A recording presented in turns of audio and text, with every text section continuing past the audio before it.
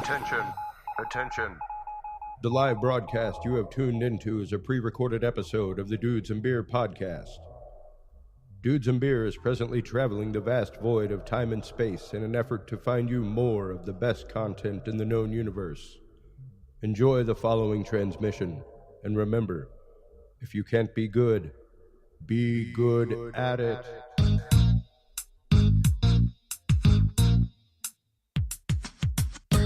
Grab your beverages and turn up your interweb. Solving the world's problems 12 ounces at a time. It's Dudes and Beer.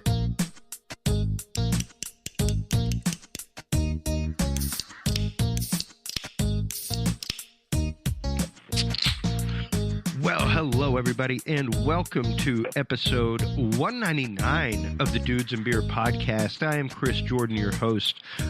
Tonight we have an amazing guest, video producer, editor-in-chief of 5X5News. He's also the producer of a great video out there, Vegas Wrong, the documentary, of course, by our good friend Ramsey Dennison, who we have had on before. This is Mike Turber. How are you today, Mike? I am doing excellent. So this is episode 199? 199. Yeah. So we can party like it's 199? Yeah, we can party like it's 199. Awesome. I love it. So I ran across you. I mean, of course, we're friends with our guest, mutual friends of Ramsey, as well as friends with our good friend Shannon Ray Caffey, who was one of the people that was injured at the Mandalay Bay shooting. And it narrowly escaped stuff. His tale from him and his wife is absolutely harrowing, just to hear about it. And as someone who works, if it wasn't for him, I wouldn't be here. Yeah, I mean, as someone who works in the field of investigation, in the field of news, you have broke so much stuff about the Mandalay Bay shooting. It's more than a handful of things, from your videos exposing the security issues, not only at Mandalay Bay, but adjoining properties and sister properties. The apparent rolling over of the body of Stephen Paddock that was apparently you've been vindicated in. You've said it for the longest time that it happened. And they're like, nope. And then they just released a report saying that it happened. I guess let's start at the beginning. How did you come to be involved with the effort post Mandalay Bay Massacre? Were you at Mandalay Bay the day things happened? No, I wasn't there. I was actually at a casino. I was at the Twin Arrows Casino in Arizona or New Mexico or Nevada. I don't even know where it's at.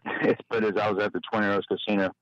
And I was on my way back from a trade show. We had driven out to Columbus, Ohio, and I was driving all the way back to California with a 26-foot trailer and then the truck and all, and we stopped off at that location. Myself and a friend of mine who's actually Chinese and hardly speaks any English. So that evening, my phone went off, and it has a different tone when a certain call comes in, and someone told me to get on the radio right away and start listening in, and then they just hung up. And so I got on, started listening in to the radio for Las Vegas, and was just floored at the stuff I was listening to. I mean, just anyone that's listening to just the police recording is amazed. It wasn't on the TV yet, so I was doing that, and of course my friend was wondering what was going on, and I couldn't explain it to him because my Chinese is not very good and his English wasn't very good. So I was trying to explain it, and it finally came on TV, and he understood. But the radio kind of startled it. But that got that part started, as far as being a part of it right when it started. I don't normally do that, but that happened there. And then the next morning, I received a phone call from a long-time friend and someone that I actually used to work for. And back when I first took the job with him, he asked me why I was working there, and I told him that I want to make a difference. And then, so when he called me that next morning, he says, "Hey, Mike, what are you doing?" And I said, "Well, I told him I was at 20 Arrows, and I was thinking about heading up to Vegas." And he goes, "Hey, you might want to do that. Why don't you go make a difference?" And when he said that to me, I kind of read between the lines that he wanted me to get up there.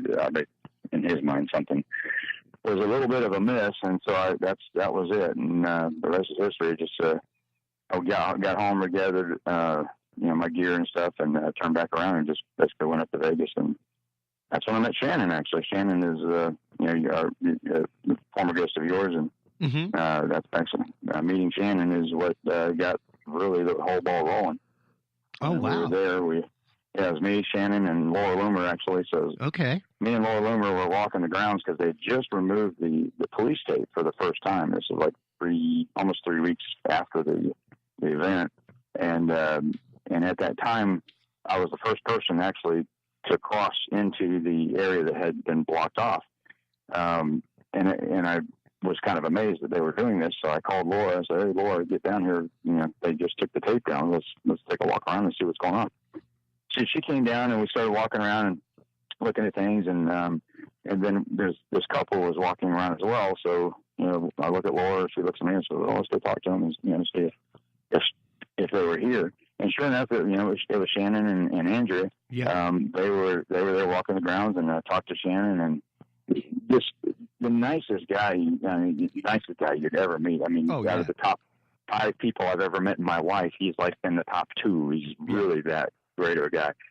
And so we talked to him for like 30 minutes or so, and then I think Andrea brought up had Laura and I seen the memorial for Melissa Ramirez, and we hadn't seen it yet because we hadn't made that far.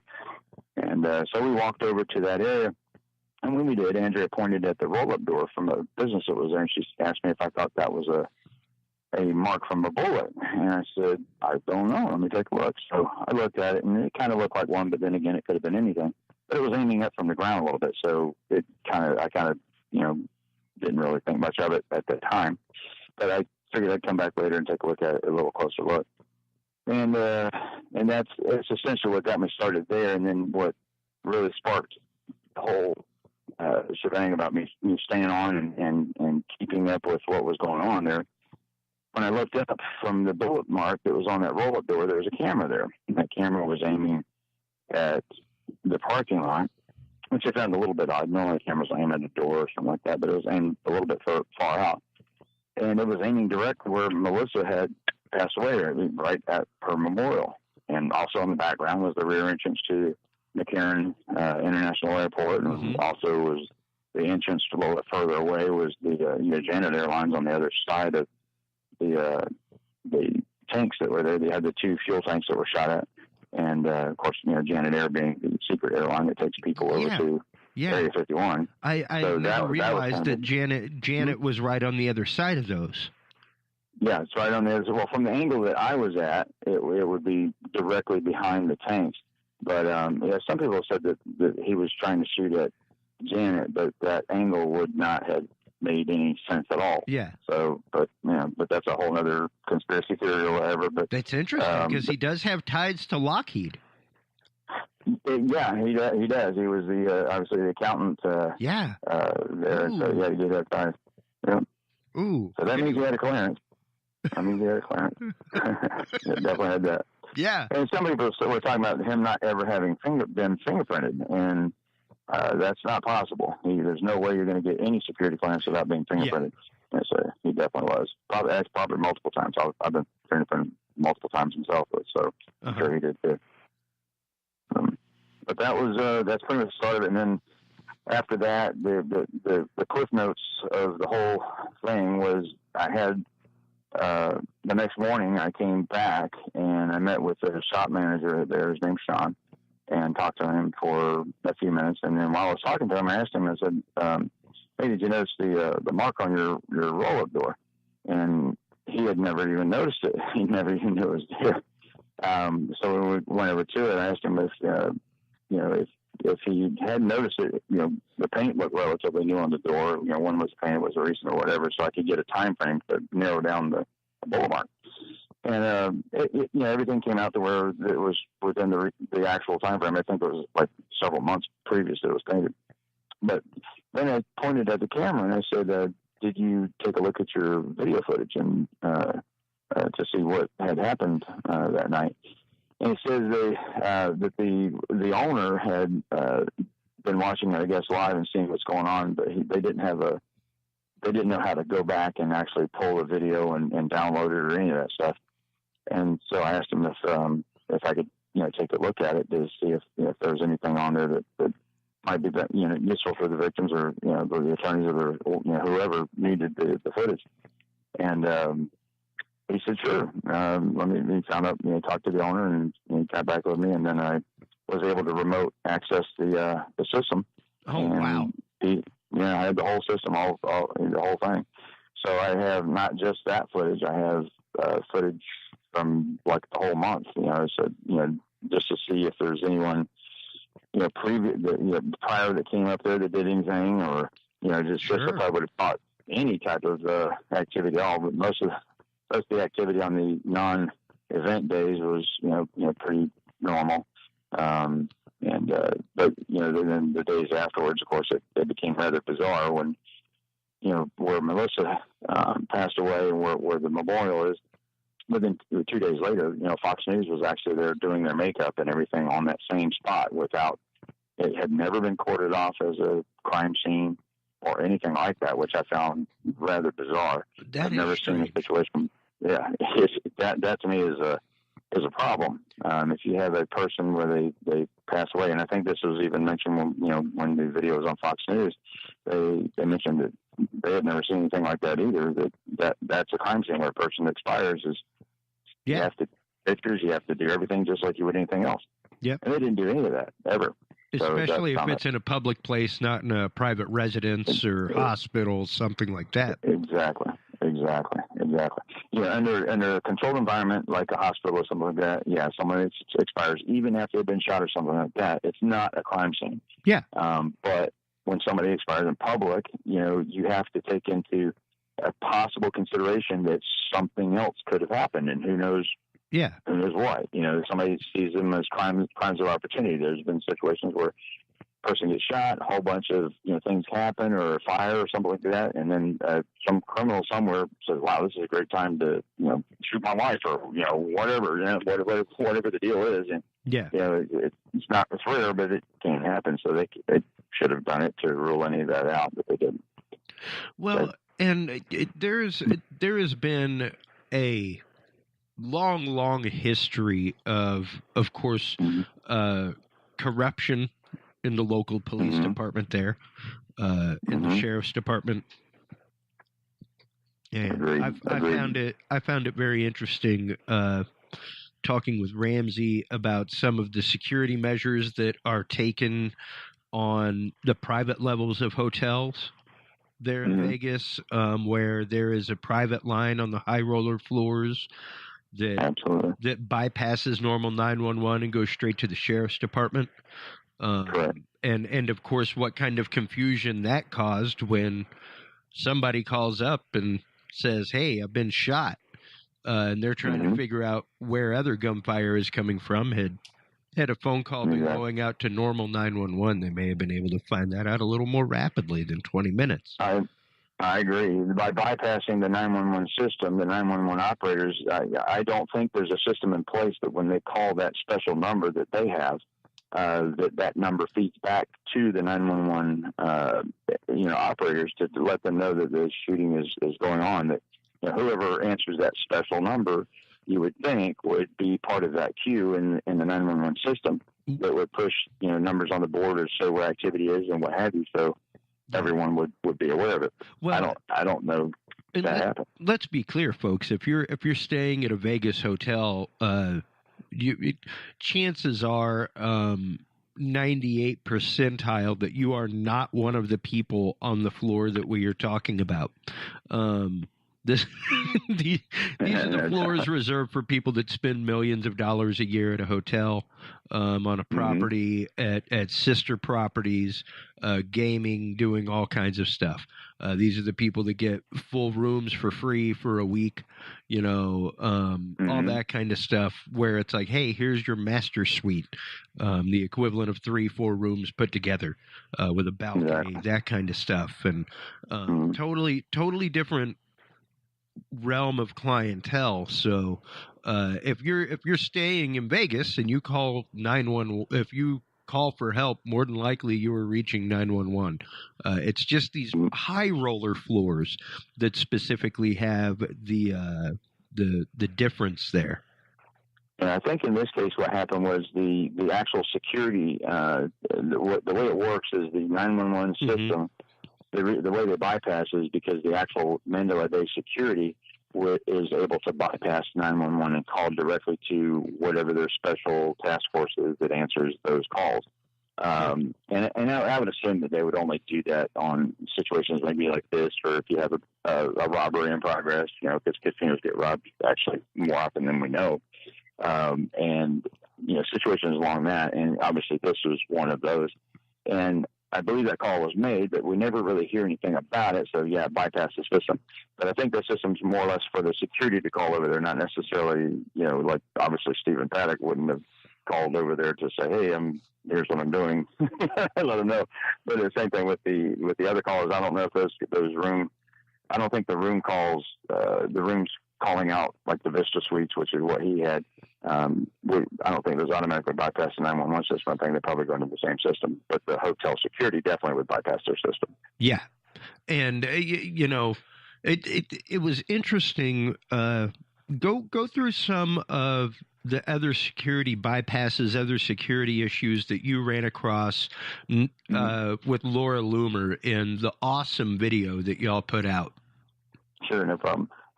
What had happened was when I was there, I wanted to find the way he came to the room, because obviously there was a situation, or at the time, we didn't have video of Stephen Paddock going to the room or using service elevators. We had nothing. We literally had nothing.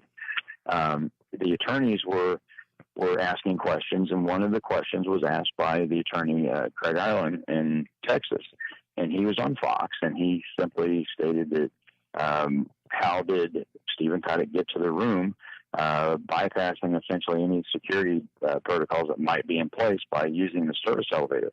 And his question was really clear, and he didn't ask me specifically. He basically just put that out there. He asked, did he need a special card to go up there? Did someone have to go with him? Did the valet have to go with him, or the bellman, or the whoever? Yeah. And that was the question. Where is the elevator? All these different things. So I looked at that and I was like, well, you know what? I'll find that out. So when I went to Mandalay Bay, I decided to just stay there. I got a room, and the girl put me on the 7th floor, and I said, well, can you put me on the 32nd floor? And she said, well, let me check. And sure enough, she came back. She said, sure. I was like, great. So she put me in 32219. Yes, I was on the 32nd floor, so I was on the same floor. Just obviously not in the 100 wing, because that was all blocked off. But when I was on the 32nd floor, I started looking for the service elevators. Where do they come out at? So I walked around the central core of elevators, didn't find it there. And sure enough, not 4 doors or so down from my room, there was these blank, nondescript doors. Yep. They didn't say anything. I thought, well, that could be vending, it could be laundry, it could be something. They're just little push doors. Yeah, just the push doors, and they're open. There was no lock on them, nothing. So I opened it up, and I look inside, and lo and behold, guess what I see? 6 elevators. Yeah. I'm like, okay. So that was a service elevators. So I went back to my room, regrouped, got my camera gear ready to go. I said, you know what? Let me go down and find out where it comes out at. And then I do. And then I'm like, okay. So I had no clue where I was, but I came out apparently in the employee area. And I just walked on out the door, went out to my truck and sat there for a minute and turned around and said, well, let me do this going backwards with my cell phone, and just the cell phone. Don't walk around with cameras and have all that stuff. And that's why the very first video is really it's a bouncy video, but I literally just walked through the casino, walked straight past where you would think security would be. The door literally opened for you. I mean, there's no security code you had to enter, nothing. The door opened up for me. I walked on in. And as you see in the video, I just walked straight through the elevator and go up to my room, and I couldn't believe it. Yeah. So I was like, okay, well, that was one. So I thought, well, maybe I got lucky one time, because a few people had tried before me, and no one had been able to do that. So then I was like, okay, well, let's try it again. So I do it, and then by the 27th time, I had, this is over a matter of days, I figured, well, Laura Loomer's in town, and she just really pissed off the sheriff. So go ahead. And of all the people that are in town right now that I would want to go up the elevator with me and make a scene or whatever we're going to do, that someone would maybe pay attention, why not bring Laura Loomer? So I call her and say, "Hey, what are you doing?" And she says, "Well, she's going to do something or whatever with some of the people she was with." And I said, "Well, why don't you come on down here? I got something cool to show you." Yeah, I got something really cool. So she comes down, and I told her what we're going to do, and she's like, "No way!" I said, "Yes, so let's do it." So she's got her camera out, and I've got mine out. And we go up and down the elevator, and of course, you can see in the video, she's amazed. She's like, "We just did this," and even at one point, the maintenance people or one of the maids or whatever from across the hallway in another elevator had just gotten off and waved to us and said, "Hey, how you doing?" Yeah, hey, cool. Well, and nothing. That's just it. Like I make the joke all the time because I do corporate AV. We're normally all in black, and we're walking around with our backpack, with our computer, and snacks, all that kind of stuff. It's like, how comfortable is security just to see a group of 6 people in black with backpacks walking around in back corridors? Exactly. Like it's so entirely easy. I tell people out there, just walk around like you belong. Yep, that's the key. Just if you ever do anything like that, we call it in the industry, we call it penetration testing. So basically, we pick a target. We either do it with permission of the owner or without permission of the owner. Without permission of the owner is so much more fun and so much more real. So obviously, I didn't have permission of Mandalay Bay to do it. So, but after 27 times, I figured, somebody's got to be watching this and saying, "Hey, who is this guy?" There's cameras in the corridor and in the elevator, right? Yeah, there's cameras in the corridor, in the employee entrance, and in the elevator. But after you get off the elevator onto whatever floor you're wanting to get off on, there's no cameras at that point. Yeah. So as soon as you walk off the elevator, you're no longer under any type of surveillance other than their Wi-Fi surveillance, which I'll tell you about in a minute. Yeah, it's kind of neat. But so it's called penetration testing. So that was what I was basically doing, was seeing just, how far, how long I can do it before someone says anything. And then finally I gave up. It was just too many times. So when Laura and I did it, we gave the footage to the local Fox station, and they aired the footage. And it's on Fox 5 for Las Vegas, which is still on their channel. And when we did, next thing you know, Mandalay Bay finally responds. Now, here's the tricky thing about Mandalay Bay. Back on November 17th, day of 2017, they put up a memo essentially stating, or a release, stating that they were increasing their security and they were doing a couple of changes. And one of the changes that they were doing was adding 24-hour security to the hotel's elevator banks. So they did that. So that area where the regular guests go up to the rooms has a police officer or not police officer, but Mandalay Bay security on each of those elevator banks. So there's 3 officers or 3 Mandalay Bay security guys on each, or in that area, they call it the core, and covering people going into the rooms. And basically just ask to see your key, and then you go on to your room. So, but the area where the service elevators are, there was still nothing, 0. Not a person there, nothing at all. And you would think that, okay, if Stephen Paddock was known to have taken the service elevator to bring all of his weapons up to the room, wouldn't that be the area that he would probably have some sort of security? Yeah. So apparently not the case there. And of course, the reporter, whose name's John, he's the anchor at Fox 5, was kind of amazed. And but after they aired the broadcast, they came back and they gave a statement. The only statement that actually Mandalay Bay had done up to that point to address any security concern at all was me and Laura doing the elevator thing. And they basically stated that they would look at the video and they would take it into review and make any steps necessary to facilitate a change. So I'm like, okay, great. So a few weeks go by, and I decide, you know what? Let's see if they've done anything. And I go back, and they did. They had 2 new keypads up on the door. The door did not automatically open, so you actually had to enter something onto the pad to go in. Okay. So I decided I decided I'm not going to manipulate a lock. I'm not going to manipulate a person. If I get in, anytime I do penetration testing, I'm always going to do it. Just go, just walk, just do whatever. Yeah. And so the valet comes by and he walks through and the door opens up, and sure enough, I just walk in behind him and go, and me and a friend of mine that was with me at the time, and this is on video as well. And we go right up the elevator and do the same thing all over again. He busted out laughing when we got in the elevator. He says that security is a joke.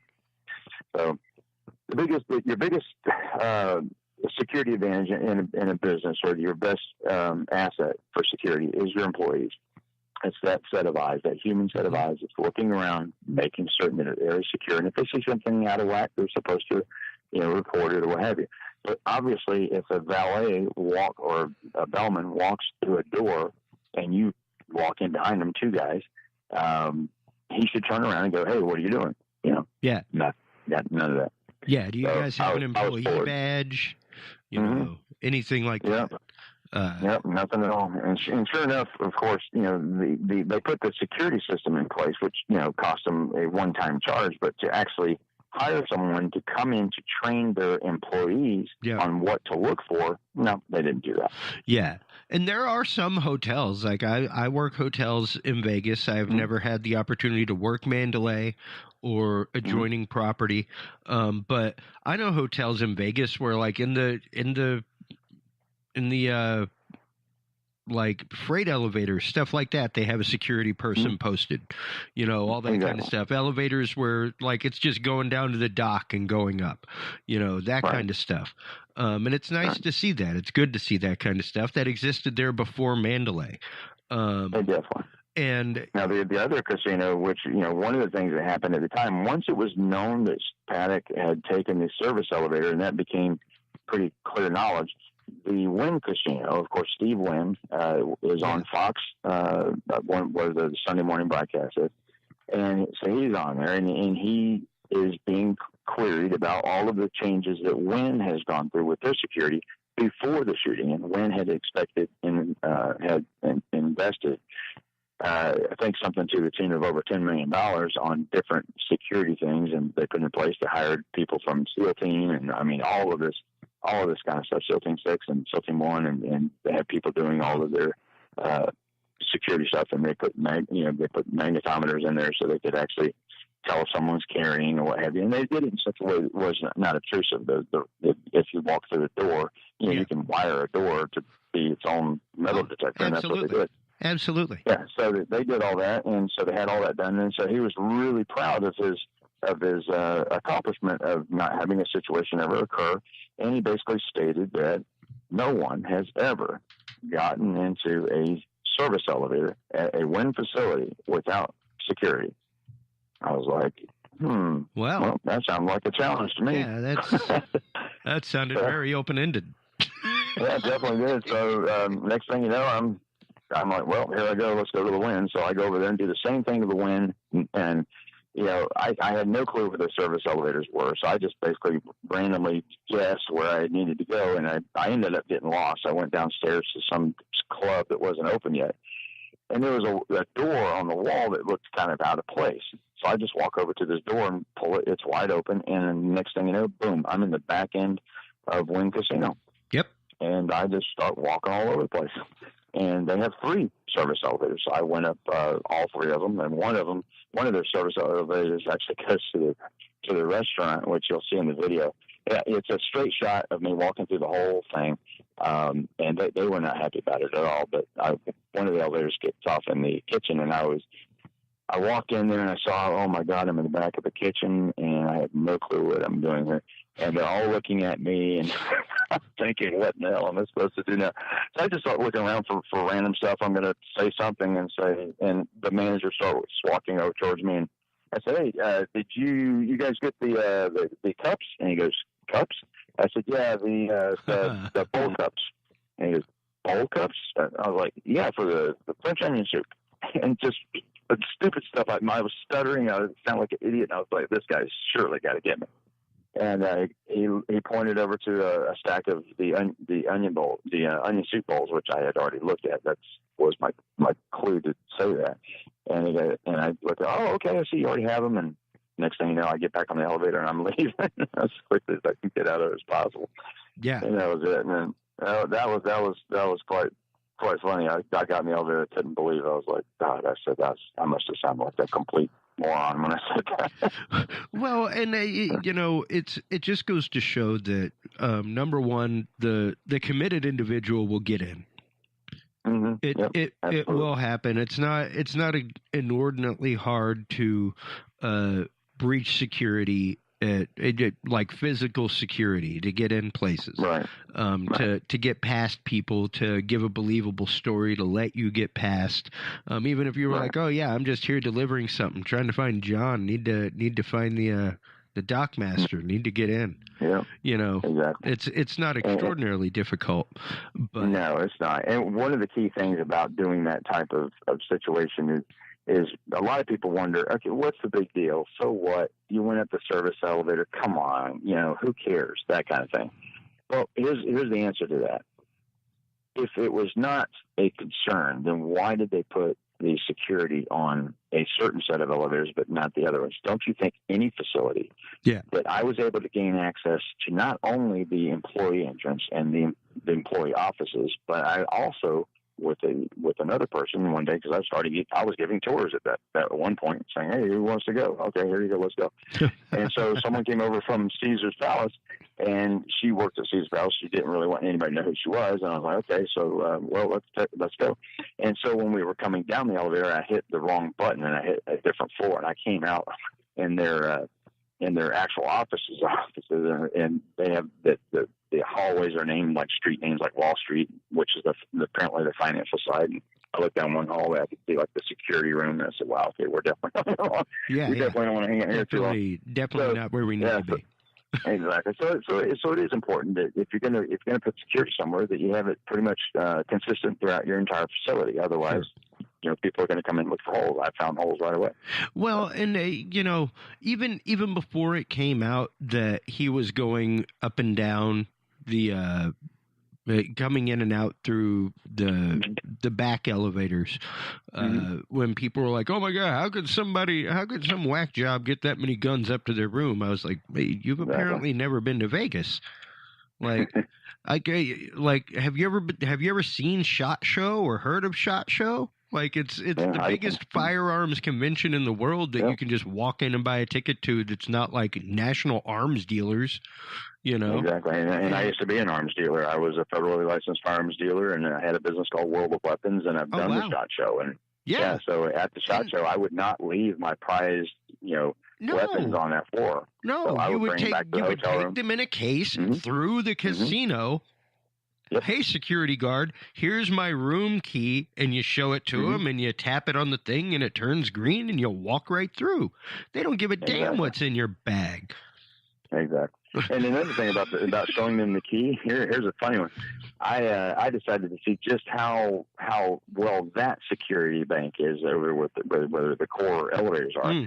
So I made my own Mandalay Bay room key. I had a poor picture of Mandalay Bay with some palm trees and some other stuff, and I took their logo, and I went into Photoshop, and I made a key, like a business card size thing. I laminated it, and I went in and I used that one. It didn't look hardly anything like the regular Mandalay Bay keys, so I figured, well, I wonder if they would even notice it. So I flashed it to the guy, and he looked at it and just, no problem. I went on by. It looked nothing like any of their keys.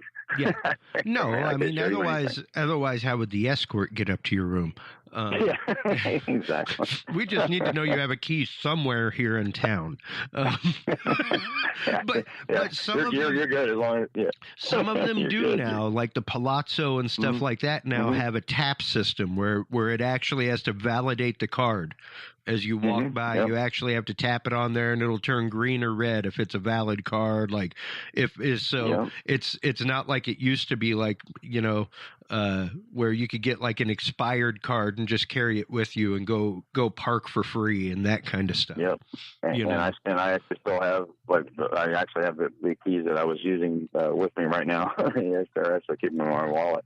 But one of the things they did do that they have changed, when you get on the elevator now, I think certain floor access, or maybe all the floors, do require that you tap the key to utilize the elevator. But but here's the way I bypassed that. I bypassed that too with another director or an editor from a different documentary that's being done, and she was with me. Her name's Amy, and we literally walked in there. My key didn't work, and I looked at her and I said, well, let's just stand in here until someone else comes in. So we're standing in the elevator. It's not going anywhere, and waited probably 2 minutes, and then someone came in, and I'm pretending like I'm fumbling with my key, and then no problem. We go up to the foundation room, and that's actually when when I got kicked out of the foundation room. 16, please. That's how you got to do. It's called social engineering, and most people are obliging to do it. Most people don't want to cause a stir. They aren't gonna. It's the same thing as walking up somewhere and telling them, you're there to check the internet connection. As long as you got a name on your shirt and you got a little tool in your hand, they probably ain't going to question you. Pretty much. There was somebody having a problem with the internet, so they called the cable guy. It's what he looks like in my house. Yep, and that's a classic thing there. I mean, that's one of actually the one you just mentioned is I always would go in somewhere as cable or telephone, and I have my little yellow vest on, and sometimes I even put my hard hat on, and just walk in there like you own the place, and and they give you a tour. They will take you wherever you want to go. Yeah, absolutely. They'll tell you the person's name. Like what department they're in, which door to go into. They're gone right now, but if you just go in there, doors open. Exactly. And then when you come back and you report to the business owner and you say, okay, well, here's what your employees did, and you show them the video of you just, saying whatever, and they take you on the whole tour of the facility. Of course, their jaw hits the floor because every security meeting they probably ever had has just been blown out of the window. Yeah. So it's repetition. You have to train these people. You got to train them over and over again and let them know what to look for. And and of course the classic answer I always get, but he didn't look like a bad guy. And that's what I was going to get into was the fact of and I mean who does technically look like a bad guy?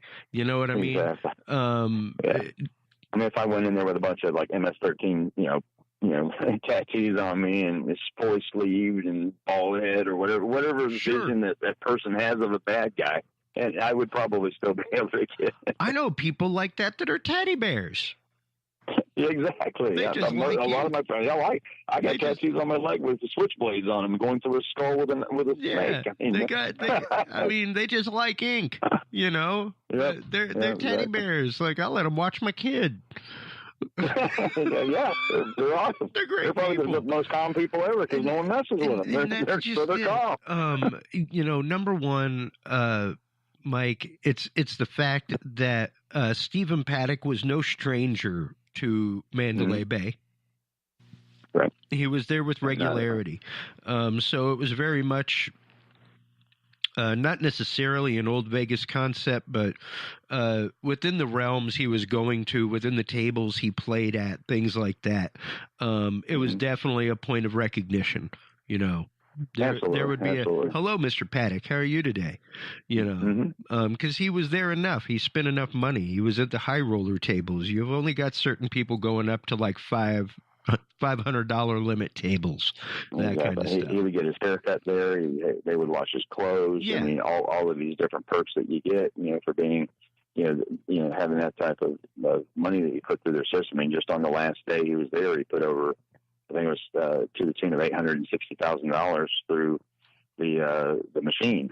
So $860,000 goes to the machine. Of course, he didn't put in $860,000. If you put in $10,000 and you keep playing it, then it just keeps ringing up. That's what it was.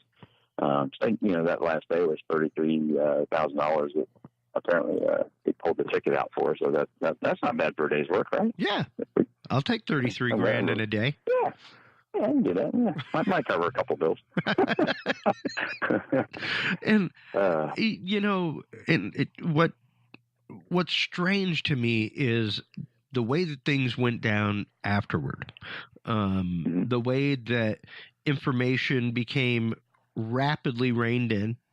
Timelines continually changed from the sheriff's department. You're welcome.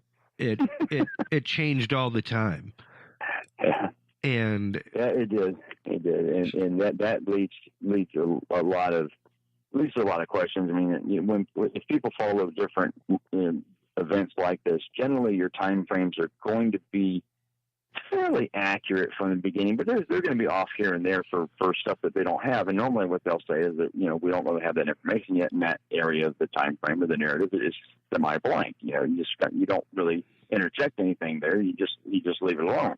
Sure. And that's where they really screwed up with Campos. I mean, Campos is all over the map as to whether he was there before he started shooting, after he started shooting, when was he there, when was Shuck there, was the cart there? I mean, all these different things. And then, of course, when did Paddock even check in? And of course, Laura Loomer came out with the information that she acquired that showed that he was actually checked in on the 25th, not the 28th. And that's 3 days. That's 3 days. And we've only to find out that the sheriff knew this all along. He didn't want to tell anybody. So he gets to pick and choose what information goes out. And the question I have, which I did actually get to actually talk to Lombardo, the question that I would have had then for that is, if your primary or only suspect is expired, the 405, which means he committed suicide, and he's done, and there's no other shooters, according to him, within a couple hours after the shooting stopped, there's no other shooters, nothing to be alarmed, blah, blah, blah, that they're saying move along kind of thing. Then why hold any information? Yeah, there's no reason to. If it's cut and dry and it's all done, and we know that if you're positive that's the shooter and you're making everybody feel comfortable about it, why are you withholding information? Clean is clean. Exactly, and that's where you alluded to earlier was there's something different about Vegas. There's something amiss. Mm-hmm. I'm not going to go. I'm not going to go full conspiracy theorist and say that the like the Saudi prince was there, all that kind of stuff. Right. Which he was. So what? He's probably there every other weekend, dude. Yeah, I mean, hell, they own the top floors of the hotel. I mean, most of the hotels there, like not just that one. Most of them. Yeah. So yeah, and we're not gonna, no one's gonna really know if he's there or not unless you're playing with him or whatever. But yeah, that's their own little secret hideaway. I mean, they own it, so they might as well go show up there. And plus, they own stuff in Macau and everywhere else that they want to be. Yeah, I mean, hey, they got all the money. If you're gonna go hit the tables somewhere, you may as well hit it where it comes back home. Mm-hmm. Yep, exactly. Yeah, but the thing is it leads us to wonder. Okay, if there's all of these questions, and the reporters are sitting there and they're giving these press conferences, and where they're asking questions, and they're getting either A, the wrong answer, or B, no answer. I didn't go to the press conference. I pulled myself out of it because I wanted to be more active in other types of areas and feed information to other people and let them do all the fun stuff. Yeah. But I kind of laid in the background, and my question is real simple. It's like, what is the problem? I've been to several other press conferences from several other events similar to this, and I've never experienced this before. Yeah. I've never experienced them holding this information. The FBI comes in and they swoop in like they're going to take over, and then all of a sudden we find out the LVMPD is still in the lead as far as the case is concerned, and the FBI is going to run as a support role as far as the evidence and gathering and stuff like that, and ship everything to Quantico and do all the testing. Great. Okay, that's wonderful. So still, why aren't you telling us anything? We're not waiting for a full report, but you're holding information, and the only answer that makes sense, the only answer is that A, or a couple answers probably, A, they screwed up and they want to make certain that they cover that up, or B, which makes more sense, they are actually covering up for the casinos because there might be some liability factor involved here, and they're going to control the information that goes out. So the lawyers for MGM, they were pretty much controlling the narrative at that point and what information was being flowed out. So it makes sense, but still at the same time, it's not right. But I understand it if they would have just said that. Sure. I mean, we've got some optics here. That's all you got to say. Mm-hmm. That's it. Yep. Everybody understands what the hell optics are nowadays. Mm-hmm. Exactly. We got some optics to look at here, folks. That's all. Mm-hmm. But for crying out loud, like we droned a dude in Dallas that opened fire on a bunch of police officers, and we blew him up via robot grenade. We found out everything yeah. about that. Everything. Yeah. Like immediately. And it is. I mean, we give information faster, and I think this has been brought before, from a robbery suspect from a 7-Eleven. We've got his text messages. We've got all kinds of stuff on this guy. He just robbed the 7-Eleven. Within 15 minutes, his picture's on the screen. Yeah, we know everything about him. We got the Stingray data from his cell phone. Yeah, we've got the video of him doing the crime. Yeah. Blow up with the whole 9 yards. And even though the guy may have been shot dead or whatever, we have all the information right there. What's the problem? The scope of the situation with the number of victims involved, and you've got security from Mandalay Bay, you got security from CSC over across at the venue, and then you've got all these other different things that are going in play. It just became super complicated, and they just wanted to clamp down on everything and control the information for one reason, and one reason only, which is to limit the liability to the shareholders of that organization. Yeah. Period. That's it. Well, and we had very much, and from episode 1, the first time we covered this, I had Shannon in my hotel room, and we were going live, and we were talking about it, and I was like, make no mistake, the motto of what happens in Vegas stays in Vegas is exactly what this is about. And it's the fact of, we need people to understand that it is safe to come to the Vegas Strip. We need them to understand that it is business as usual. And the only way to do that is to shut that up. Exactly. And we as the American public, I don't want to say this and it sounds cliche, but we're used to this. Sure. We understand it. Yeah. We know that we want business. to get right back in there and get back. You get the businesses back up and running because they're hurting, everybody's hurting. Let's get back in there and show these guys that they're not going to take control of our country. They're not going to. We're not going to feel like we're under. Just like the attitude after 9/11. Get out, buy an airline ticket. Yep. Go buy an airline ticket. Show them that you're not afraid, because that's what they want, is for you to be afraid. See, that's how they win. And very, very much the same mentality. And what's really wild to me is that we experienced it here in Austin this last year. And we covered it on the show, and we talked about it when the Austin bomber was going on. We heard about that locally. That did not hit national news till after South by Southwest was over. Wow. Yeah. Happening while hundreds of thousands of people are pouring into town for that one month a year to spend crazy money and to come see music and to come see what Austin is all about. But we aren't going to tell people that right now we have a bomber roaming around dropping packages off at people's homes and putting them on the hike and bike trail. We didn't let that be known to national news until after things were over. Yeah, and withholding information to some degree does make a little bit of a sense from a safety standpoint. But when it gets down to it's about the dollar, that's a big issue. That's a big pet peeve for me. And that's why I went full bore on looking at all the different things. And for me, it started, with the leaked images. I'm like, okay, I'm going to dig into this one. I am going to figure this one out. Yeah, let's get into some of that real quick. Well, obviously the images were leaked, and we had, back then, at the time, no one knew who it was. And of course, Sheriff Lombardo gets up in front and says that, yes, these are in fact images from the crime scene. And I'm looking at these images and I'm thinking, okay, how did the images get from Las Vegas to Boston to this one reporter in Boston? Let me look at this reporter for a second. Oh, this reporter used to be in Las Vegas. Huh. That's kind of interesting. So she used to be in Las Vegas, but somehow she gets these images in Boston. And then we're talking about Jackie Heinrich, of course. So I call her.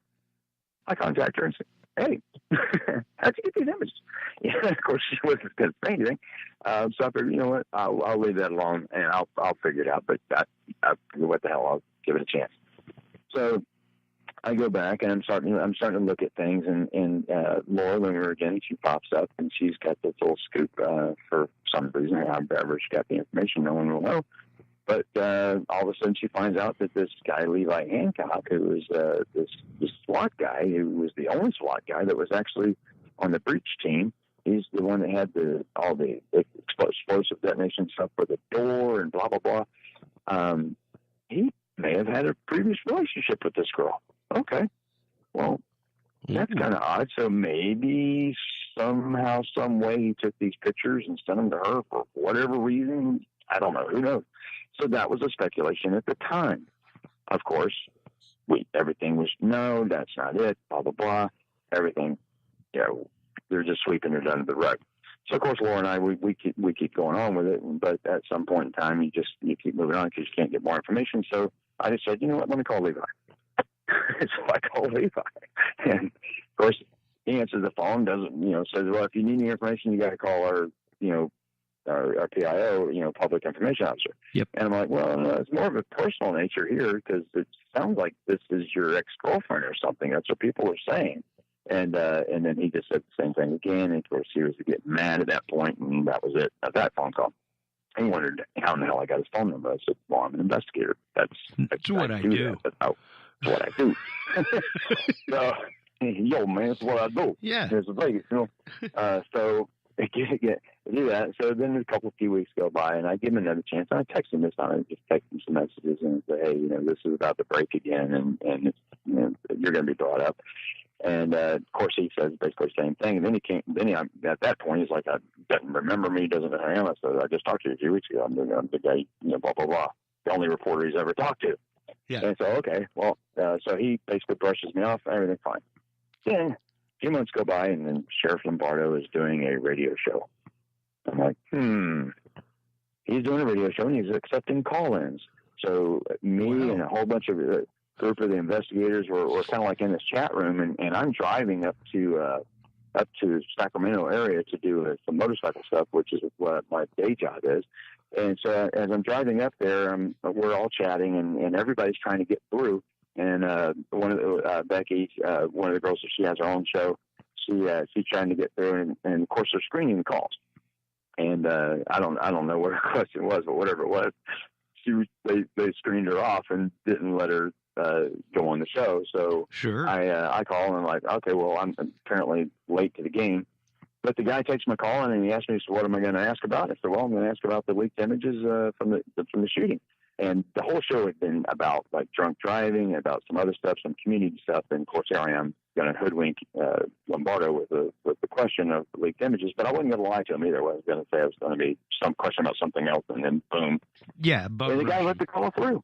He let the call through. I'm like, okay, great. So rest is history. Lombardo, they introduced me, and I tell him it's a two-part question, and first part is about the leaked images, and I asked him point blank. I said, well, now that the FIT report's done, but the whole thing's, the investigation is effectively over. You promised us that you would get to the bottom of the leaked images. What has come of that? And his first words are, to be honest with you, nothing. Almost verbatim. That's what he said. He says, to be honest with you, nothing. I got no response for you. Nothing. Yeah. Oh, it does this comprehensive investigation and blah, blah, blah, and we checked into everything, and we weren't able to determine who took the images.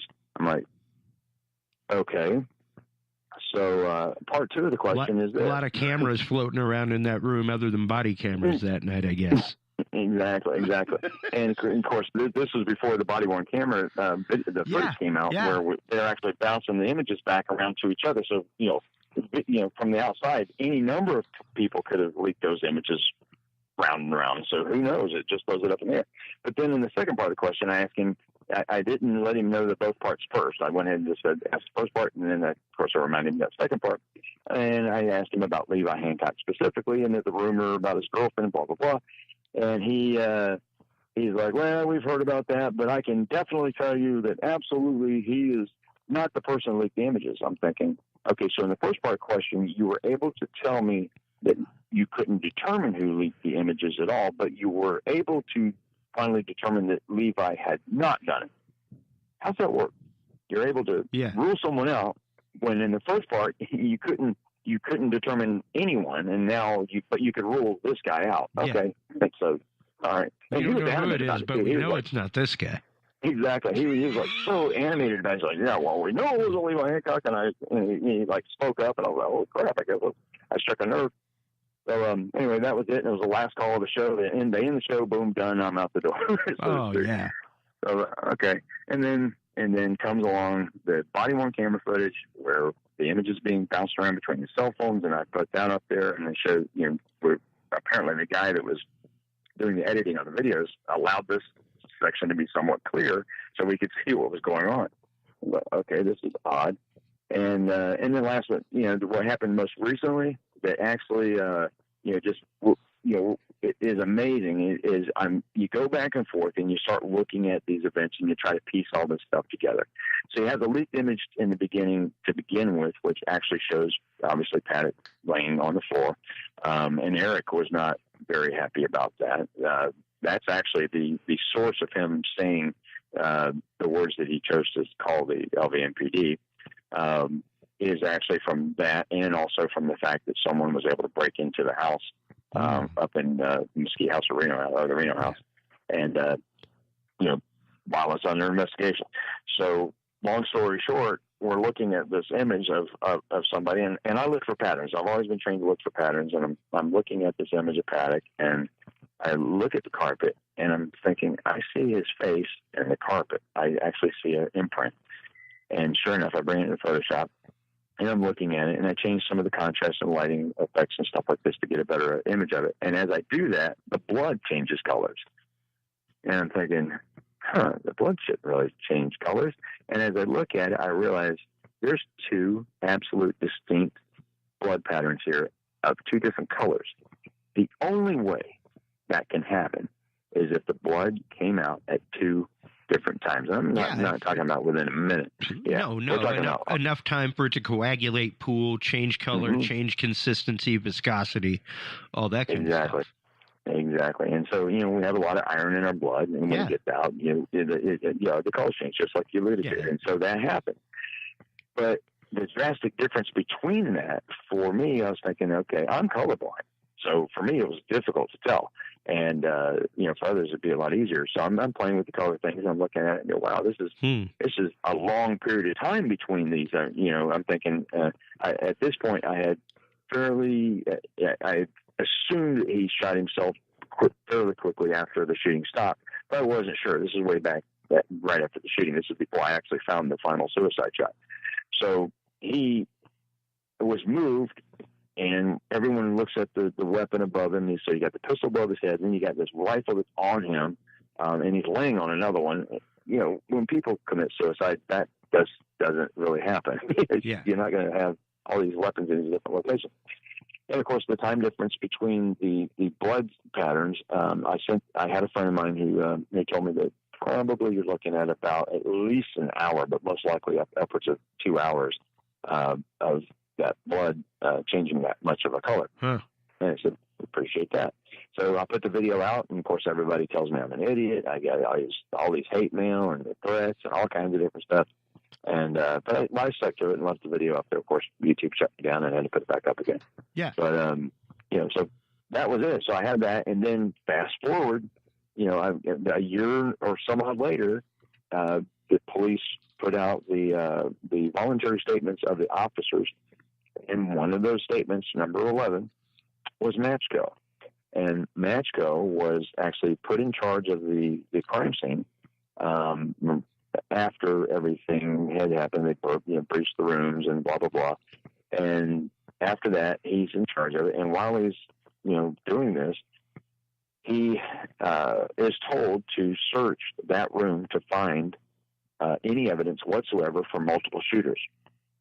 He needed to find the phones so they could tap them and wire the phones, or wiretap the phones, and anything else that he could that would help him find multiple shooters. Which, of course, I'm not of the conspiracy camp that believes in multiple shooters, but at the time, no one knew because, this was still pretty much an active situation, and no one really knew.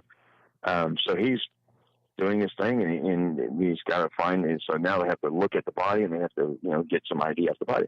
So instead of just minorly rolling the body to the side, which is what they're supposed to do, they're not supposed to full on pick up the body and hold it and roll it and all this other stuff. They just, feel around and pat around for the ID. That's what you do. You don't want to disturb the crime scene that much. So he picks up Paddock, Now, Paddock had no blood on him, on his face whatsoever, other than, just from the little bit of spatter from the shot. And I guess the teeth were cracked from where my belief is that when the gun recoiled backwards, that he chipped the teeth that way. But that's another thing. But, so you have this situation where there's really no blood on his face. And so he's holding him up, and then, of course, he notices that blood starts rushing out of Paddock's mouth. And then he lays him back down, and then that's the pattern that shows up on the left side of the body, and that explains the reason why there's two different blood patterns and blood colors from that different time. And there you have it. But the coup de grace, this whole thing, I was vindicated on that, knowing that the body had actually been rolled, was the fact that Matchko actually, during his statement, he states that he sees Levi Hancock and O'Donnell come back to the crime scene. And he asks them, "What are you doing?" And Levi Hancock says, "I'm taking pictures." Pictures for who? Pictures for their boss, or for his boss. Levi Hancock's boss is the same boss that Matchko had. So why in the world would they both need to be taking pictures? They both didn't receive these orders. Only Matchko had the orders to actually secure the scene and to take pictures and to do whatever he could to get evidence to find multiple shooters. And Levi Hancock shows up and takes pictures. Huh. That pretty well nailed it.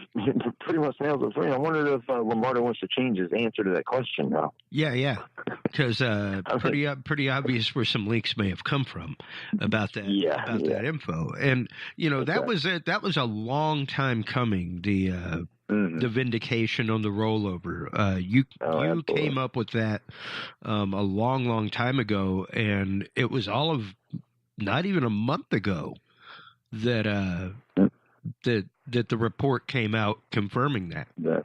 It's just weeks ago, and back when I first reported it, I was the first one. I checked all over the internet. Has anyone talked about this yet? No one had said anything. Oh my God, there's like it. But I don't ever use the word like exclusive or something like that. And I just put it out there, and man, you talk about all the hate. I just left and right, and I was like, wow. And when YouTube took my channel down, of course, all the comments went away too. And I was thinking, well, I've got another fresh start, so I put it back up, and sure enough, here comes back the comments. Turber, you don't know what the hell you're talking about. What are you, a forensic scientist now, and you're this, and you're a ballistics expert, and you're all of these things. If you want some of those, you may be able to find them on the Internet Wayback Machine. Oh yeah. Yeah, well, archive.org, just to find screenshots of comments or something like that. Yeah, I tried, and it wasn't there. I love the Wayback Machine. That thing's so awesome. And God, I go back and look at my original World of Weapons website where I built in 1996. Oh, wow. And I'm like, wow, I got blinking and flashing things and the globe spinning, and I'm like, I was so proud of myself. Flash. I love that Flash animation. Flash is fun. And, it's just what surprises me, what gets me, and like I said a while ago, like I told you before the show, I just interviewed DB Cooper's niece. That's awesome. The woman who claims to be DB Cooper's niece. And, wow. Dude, that case just closed. It opened in 1971. Wait, like recently? Yeah. It just in the last year, they announced that it was finally closed. It was like 2016 or 2017 that they finally went, yep, done. Yeah, it's crazy. We aren't looking anymore. I had no clue. And here we are. We already closed this case. Yeah, we've already closed this case, and we have zero motive. Mm-hmm. All we ever found in DB's case was the accounts of this dude did this. We know it happened. And then some random piles of money back in the early 80s that popped up, washed ashore near a wildlife refuge. Well, in this case, with the motive, it's been all over the map. I mean, there's been so many things that have been brought up, and no one really answers it because Paddock was really quiet, very reserved, kept to himself, didn't really, never yelled or at anybody, and just no one really knew much about him. I mean, he didn't have a whole bunch of friends, and took good care of his girlfriend. Called his mom just to say hi, not to say goodbye like a normal person would do. Hey, might be going on a trip, something like that. You know, there was no like suicide note. There was no, you know, fond farewell. Hey, brother, it's so long. I'm going to be going on a trip. I'll probably never see you again. Exactly. Nothing like that. Exactly. He had, I talked to Eric at length about that, and there wasn't nothing there. Yeah, he had zero political affiliation. Mm-hmm. So it wasn't like the dude that went out and opened up fire on the friggin' senatorial baseball game. You know, where it's like, God, I hate Republicans. You know, wasn't religious, and he didn't have really anything. He's pretty much just a neutral guy around. He's like Switzerland of men. Yeah. He just in the middle. You know, didn't go either way. Wasn't even like most of our mass shooters that we have and that we see where they have at some point been on an antipsychotic, been diagnosed, been complained of hearing voices or said that they've heard voices. Nothing like that. Totally. And the only motive was that he owed a lot of money to casinos. And it's like, he didn't owe them. He paid them the money. Like, he kept going back. He had the money. He did. They weren't like coming at. It wasn't like, go do this or they're going to come break your legs. You know, which is how some people want to make it sound. Yeah, and that's the thing. You know, and I'm even of the camp that says that he was angry at the casinos, and he was. His income had gone down. His net worth had definitely gone down over the last couple of years. And I have verified all this with Eric. I mean, Eric and I have talked a lot. I mean, just Eric being his brother. Eric, his brother. Eric. I don't know. That relationship pretty much started from the situation with Rodney Peterson, who he is a person that claimed that he was with Paddock and played some blackjack and had an experience with Paddock. But the problem and I started contacting Eric to see if I could try to verify this information. And finally, Eric contacted me back, and we started talking. And he says, "You know what?" He didn't really come out and say, "I like you. I only want to talk to you." It actually just kind of ended up that way, in a roundabout way, where he just said, "You know what? He doesn't want to deal with the guy he was dealing with before, as far as his media outlet is concerned. And he wants to only talk to me." I was like, "Yeah, okay, well, appreciate that." Well, and it's interesting because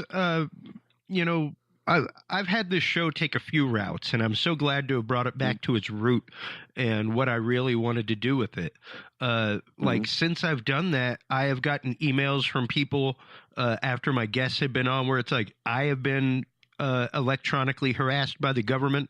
Who do I contact for help? Exactly. And when that kind of stuff starts happening, like when people like DB's niece tell me off air, like, wow, like, you seem like the only person that I've told this to that does not want to twist this story some way. That just wants to accept it as it is and just wants to hear me tell my story. Yeah. And that position for you to do that, honestly, is probably the best thing. It's the most beautiful thing in the world, man. Absolutely. Just because you have to consider it this way. Whether you believe her or not makes no difference. No. The fact of the matter is that she believes it. Well, and you have to work with that. You've got to understand that. it. You've got to understand. Yeah, absolutely. Yeah. To that person, it's real. I'm an atheist, so you can imagine every day of my life I'm going around and I have to yes. And yet still we get along on a lot of things. I spent my first year in college studying to be a Catholic priest. Far from atheist. Doesn't mean that we can't listen to each other. And much like the people that were angry at you were not purporting any kind of conspiracy theory. You were putting no theory out there. You were just pointing out a point of datum, the fact that the body had apparently been rolled over. Has anybody else noticed this? Right. I'm not saying they rolled it over to hide information. I'm not saying they did it to plant information. I'm just saying it happened. Yeah, and people say that some of us, myself and Mr. Burgundy and a couple others, that really are just putting out what we feel is factual information and what have you, and that can be verified. That to me is the most important thing. Exactly. If I present evidence, my goal from the very beginning, the first I wrote down on a piece of paper 5 things. If I was doing the mission statement, 5 things. And one of those was simply this: any evidence that I acquire absolutely must pass every smudge test, smell test, sniff test, scratch test, whatever test they're going to put on it. Yeah, must pass it, or else I don't report it. Simple as that. And if I do report something that might be a little gray area, I will say it.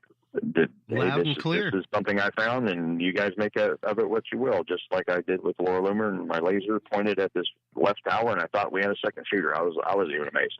But so these things, being a reporter and former intelligence and all these different things that roll up into one package that becomes me, and then everybody wonders, well, no person could do all the crap you've done. There's got to be you got to be connected somewhere to some agency or whatever. You got to be law enforcement or FBI.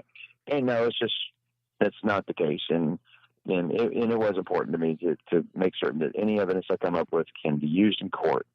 And absolutely. And I don't know how many times this has happened before, where someone comes on as basically a YouTube investigator, so to speak, and finds evidence and says, okay, we just got to go to court.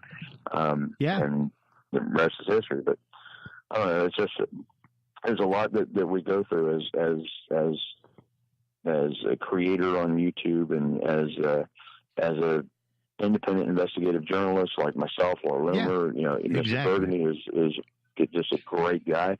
We go out there and we put everything on the line. And then here's what happens every now and then. We take a lot of heat for it. A lot of people don't realize what we go through to do this with the trolls and with the conspiracy theorists. Oh, absolutely. No one died, and it's like, nobody died. You're all liars, and you're making up this stuff, and you're working for the government. And I'm like, well, if I'm working for the government, I need to check, because I've spent a lot of money doing an investigation, and I don't. My videos aren't monetized. I'm not making a dime. I didn't want to. Where do I put in for my requisitions? Yeah, exactly. Where's that shill check? Where's that come from? And who do I contact? Yeah, exactly. And there are so many people like yourself. People like Ben Swan. I love watching his reporting, and he was a mainstream reporter. He was out on I think it was in Chicago. Mm-hmm. And started reporting on stuff, I think it was called Fact Check or something like that, where he just had like a small segment once a week where it was like, hey, here's this hot topic in the news. Let's really break it down. And he would start going into it, like one of them that he did was all about like the gas weapons in Syria. And it was like, whoa, check it out. Here's a mainstream reporter back in the day, like 5 years ago, saying, nope, sorry, we were giving weapons to the rebels. Like the rebels are now ISIS. We funded that. We started that.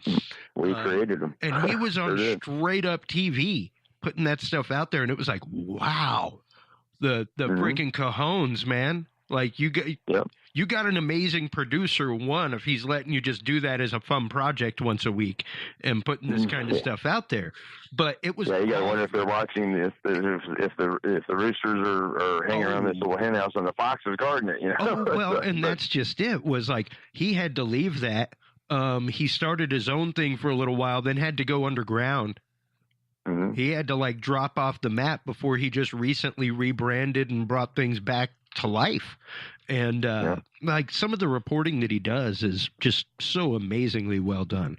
I absolutely agree. I'm in awe in some of the things that he comes out with, and just like being from the, it's kind of like from the intelligence community. You listen to some of these things that people acquire, and you realize that there's leaks, and that occurs, and then there's people like him that go after any little tidbit or lead that they have, or someone contacts them, and they follow it, and then they're not even surprised anymore that they find out, wow, this is actually happening. Yeah. So it's no longer conspiracy theory when it's true. Yeah, kind of like Michael Weston.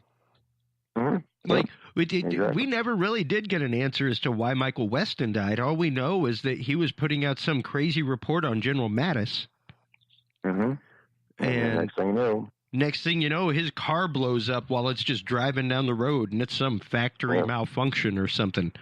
Like, you can bet your ass I'm never doing a story on Hillary Clinton. Yeah. That one scares me. I mean, the thing with oh my God, the Bangladesh or in the situation that happened, I don't like laughing about any of these situations, but there's a side of it that is somewhat humorous that. God, if I'm going to investigate anything, it won't be Clinton's or Clinton Foundation or nothing. Start playing the 6 degrees of Clinton death. You know, how far separated are you from somebody that died possibly by the hands of the Clintons? Man. Gosh, I've said it before, even on this show. I have nothing I guess personally, because I don't personally know them, but like if I had the cursory trail of bodies attached to me, guaranteed I'd probably be in prison, bro. Yeah. And when you think back to it, you start thinking about, people ask me, who'd you vote for last year? And I'm like, or 2 years ago now. Doesn't really matter. Who'd you vote for? I said, well, when our we're returning to politics, when our system of government gets down to the point where when we're choosing the next president and the way we choose it is by picking the lesser of two evils. Horrible. Then there's an issue. There's something wrong. Yeah. And of course, you look around the whole world, and whether you're a Trump supporter or a Hillary supporter, you can relate to what I'm about to say, because every country in the world, when they look at the United States, they're probably crossing their arms and going, "Is that really the best they've got?" Yep. That's really it. Yeah. No, there was not a single person up there in the last election that was not embroiled in controversy.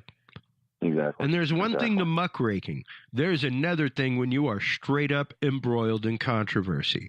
When you are being investigated for pay for play, when you have sold resources of the United States to a declared apparent United States enemy.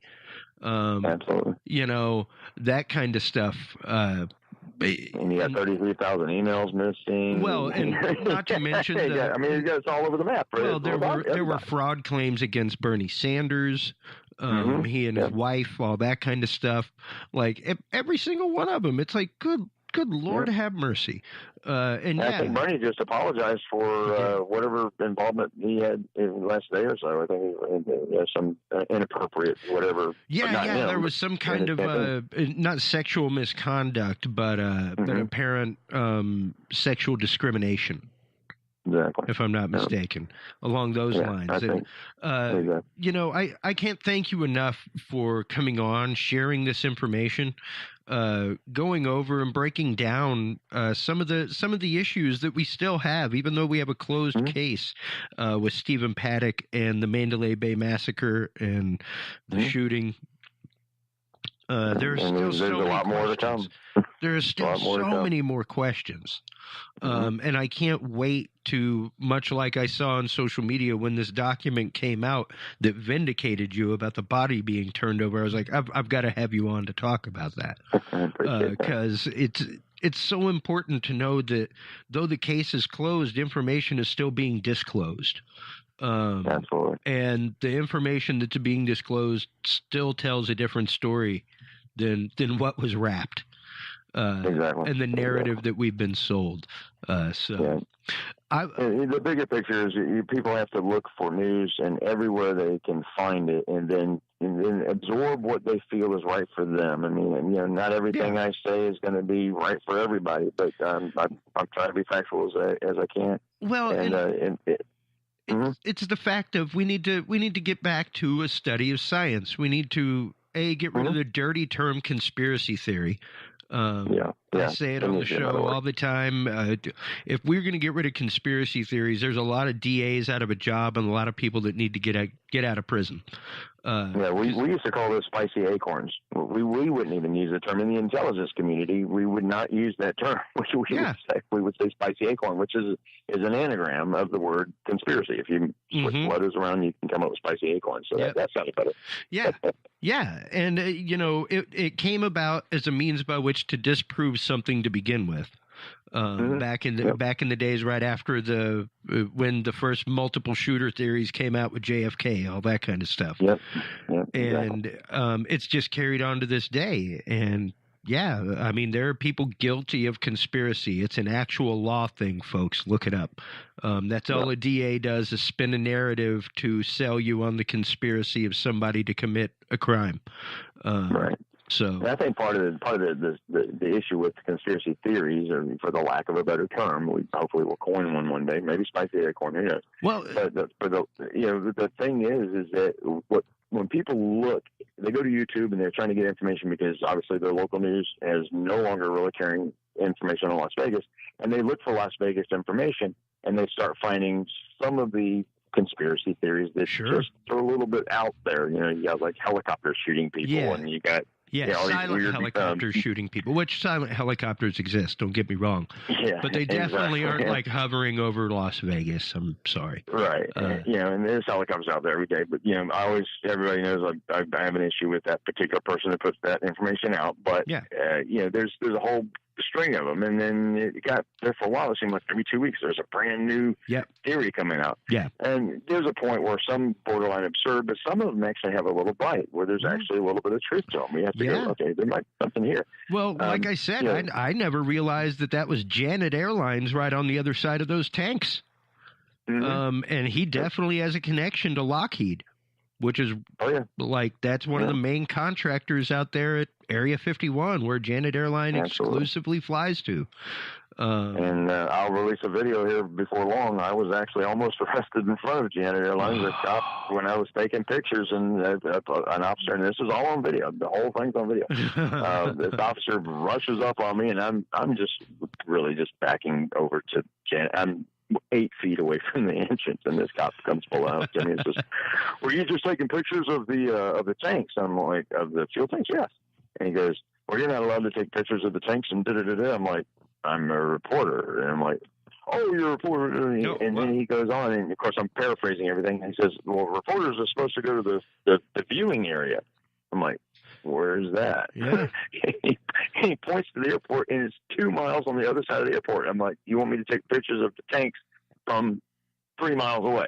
Yeah, yeah. I just laughed. And let me grab my sport lens. Yeah. And I got an 8-inch Smith & Wesson telescope. I'll bring that out. And feel free to use it. The term I have coined here on this show is conspiracy hypothesis, because by all scientific means, we have to have a hypothesis to disprove in order to have a theory, folks, which means throw anything out there. That's what a hypothesis is. It's something meant to be disproved. So feel free to disprove my hypothesis. And then you use various types of reasoning to come up with whatever you're going to come up with. I'm not married to my hypothesis. It's just a hypothesis. And that's the scientific approach. That's the way to view it. And that's a great out too. It's like anybody says anything, "Hey, I'm not married to it. I'm just hypothesizing. I'm not saying, just putting this out there." Yeah. I mean, there's still the theory of relativity, because we haven't completely proved it yet. Yeah, exactly. Still many a part missing. So and gravity is not no one really proves gravity exists. Yeah, it's not absolute. Is it just observed? We see the effects, but we can't really see it. Exactly. And I would love to have you back on, of course, to cover updates as they come along. I'd love to have you back on as an intelligence consultant, just to kind of break things down as they happen in the world around us, man. Because if you haven't been trained to analyze patterns in the news, if you haven't been trained to see these kind of patterns, it's so easy. It's so easy to get just roped into a dialogue, into not having a dialogue, really. Yeah, it is. And that's the thing. It's so entrenched. Anybody that comes out of our field is stuck on patterns. I mean, really everything is a pattern. You look for that and you try to see where it came from, where it's going, blah, blah, blah, and you try to predict, and you have predictive analysis and all this different stuff. And it gets tricky, but after a while, you just have to take a lot of stuff with a grain of salt and go, well, you know what? We're just going to see where this goes and let it go on its own. And I'm not going to predict anything, because some of this stuff gets pretty bizarre. Yeah, and it gets bizarre really quick.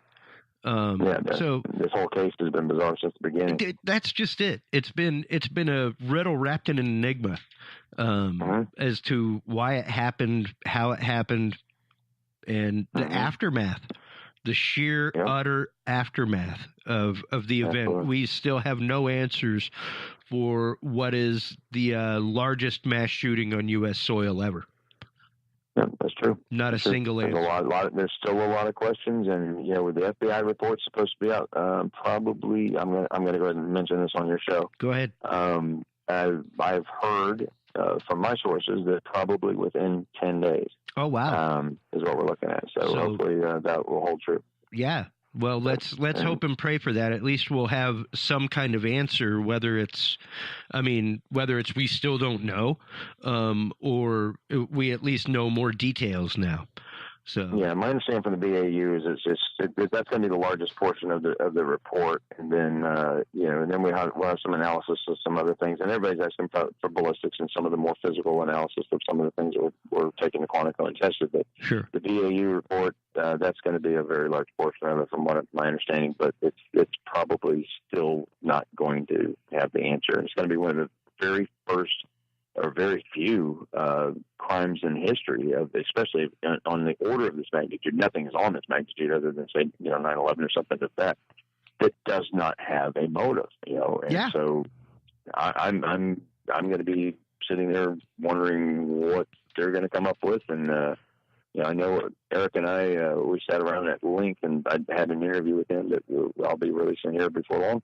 And, we discussed a little bit of that, and, he knows his brother better than anyone, so, and I really wanted to get that information from him so I could get into that mindset and find out, for myself, what do I think he did, and we're pretty much on the same page as far as him and I, and find out what that is in short order. We'll Absolutely. And also in the movie. And once that interview comes out, I'd love to listen to it and have you on just to kind of break that down. Sure. I'm going to shoot out an advanced copy to several different places, and I'll put you on that list. And most definitely. Thank you. Yeah, you got it. No problem. While we still have you, real quick, let everybody know where they can go online to find the work of 5x5News and the work of Mike Turber. There you go. As far as the 5x5News is concerned, if you are looking for the what we've discussed today, as far as the video format and what have you, if you head over to YouTube and search for 5x5News, that's where I put most of the information there. And if you have any questions, you can ask the comments or just email me if you have a specific question, MikeTurber@gmail.com. It's real simple to get to me. And if you need help in a situation that you have, because I help in pedophile cases, I help in murders and rapes, and you name it, I'm all over the map as far as helping people that can't seem to find answers from their local sources for whatever reason, whether it be the police or whether it be FBI or whoever. I will try to get you those answers as best I can. Fantastic. I'm glad to have somebody to be able to recommend, because I've had a few emails like that. It's like, man, my network is growing every day, and I've got some wild connections out there. But man, to have one of those connections that I can send people to, no, you can't. Sure. So while you're online checking out the great work of Mike Turber and 5x5News, make sure to stop on by the Dudes and Beer podcast. We've got a great new store, dudesandbeer.com/store will get you there. All of the books from our guests, like Dr. John Hall, Susan Mariani, even Monica Mehta, books from John Campbell Society, all that kind of stuff, or Joseph Campbell Society, rather, all that kind of stuff. All right there. Some great paranormal gear, everything else. Go check that out. dudesandbeer.com/store. While you're there, you can also check out the great deals at diamondcbd.com. All of their stuff is 100% natural, no additives, anything like that. All approved, all scientifically tested. Great stuff. Whenever you go to your cart, use the code DUDES420 to get 30% off your price. Once again, Mike, thanks so much for joining us. Until next time, everybody, if you can't be good at it. We'll talk to you soon. Bye-bye. Thanks for listening to this episode of the Dudes and Beer podcast. To listen to our audio streams or chat with us live, download the official Dudes and Beer app for Android and iDevices, available on Google Play and iTunes markets. For more episodes, content, and information, visit us online at dudesandbeer.com. You can also find our episodes on Breach.tv, iHeartRadio, Spreaker, SoundCloud, iTunes, YouTube, Stitcher, or your favorite podcast service. Dudes and Beer is a proud member of the HC Universal Network family of podcasts. For more about our sponsors and other podcasts on this network, visit hcuniversalnetwork.com. Thanks for listening, everybody, and until next time, drink responsibly.